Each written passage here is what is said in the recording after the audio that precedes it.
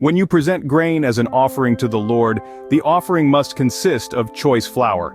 You are to pour olive oil on it, sprinkle it with frankincense, and bring it to Aaron's sons, the priests. The priest will scoop out a handful of the flour moistened with oil, together with all the frankincense, and burn this representative portion on the altar. It is a special gift, a pleasing aroma to the Lord. The rest of the grain offering will then be given to Aaron and his sons.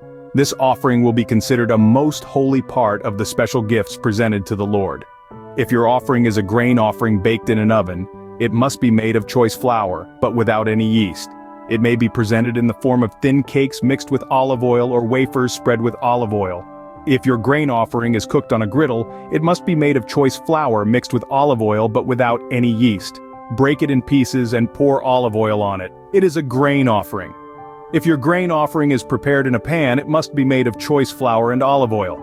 No matter how a grain offering for the Lord has been prepared, bring it to the priest who will present it at the altar. The priest will take a representative portion of the grain offering and burn it on the altar. It is a special gift, a pleasing aroma to the Lord. The rest of the grain offering will then be given to Aaron and his sons as their food. This offering will be considered a most holy part of the special gifts presented to the Lord. Do not use yeast in preparing any of the grain offerings you present to the Lord, because no yeast or honey may be burned as a special gift presented to the Lord. You may add yeast and honey to an offering of the first crops of your harvest, but these must never be offered on the altar as a pleasing aroma to the Lord. Season all your grain offerings with salt to remind you of God's eternal covenant. Never forget to add salt to your grain offerings. If you present a grain offering to the Lord from the first portion of your harvest, bring fresh grain that is coarsely ground and roasted on a fire.